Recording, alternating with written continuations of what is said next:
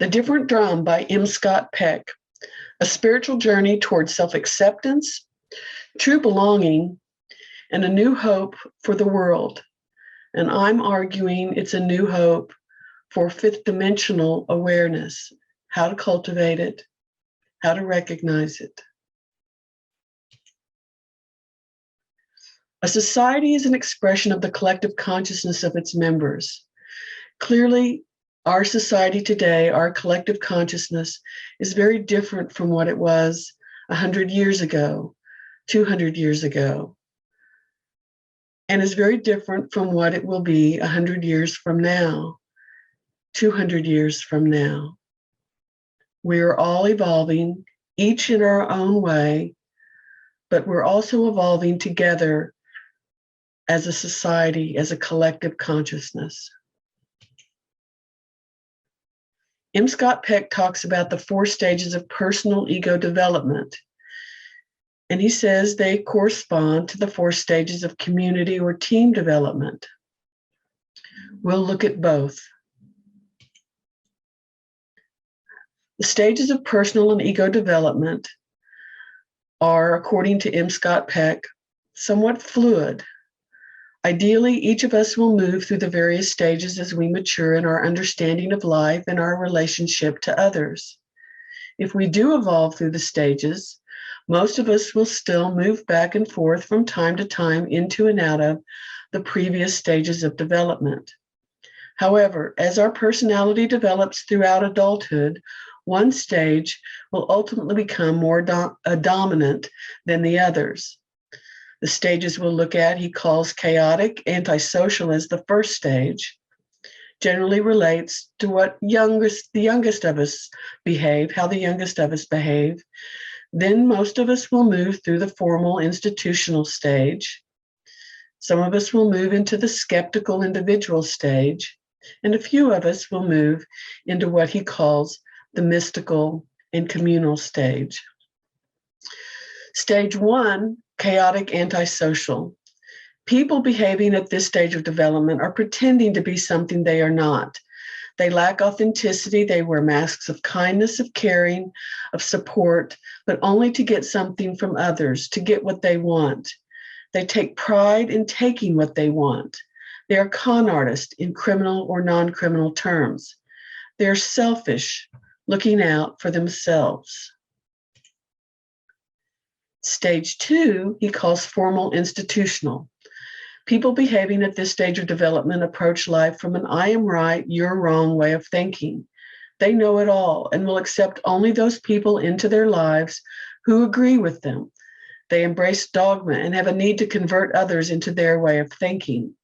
They cluster in groups of like-minded others, rejecting anyone who holds a different view. His stage 3, he calls skeptical and individual. People behaving at this stage of development reject religious doctrine and question the status quo. They are generally humanitarians who seek to understand and improve the world around them through the use of logic and reason. They take a somewhat scientific approach to life. They search for evidence and proof to help them define what is real. His final stage, stage 4, he calls mystic and communal. People behaving at this stage of development are open-minded explorers, fascinated by the mysteries of life. For them, there is no one truth to fight for, no heathens to be converted. They embrace unity and diversity and recognize the connectedness of all things. Now, the 4 stages of community development, he says, are outgrowth extensions of the various stages of individual development.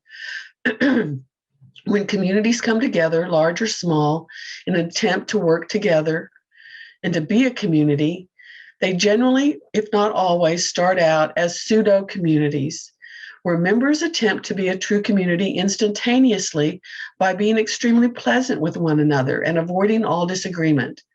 They are not sincere or authentic in their interactions.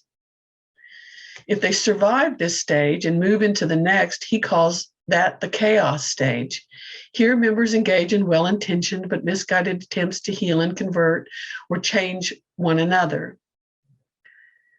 If they succeed in moving beyond the chaos stage, they'll move into what he calls emptiness, which is the most difficult process in the whole community building development experience.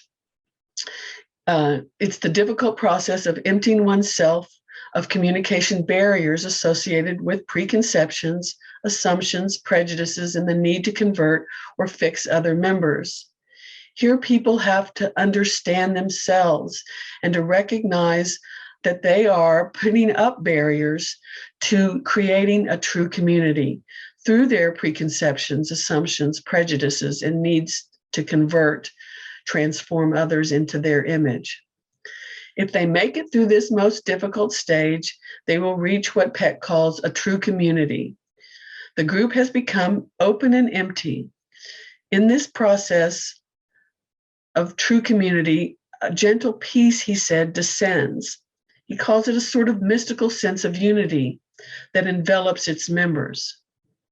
This, he says, is not a permanent state, and that any group, any team, any community will ultimately have to revisit each of the stages over time. But the more they hang in there and the more they work together, the quicker their transitions will be and the more they will remain in the community, the true community state of being.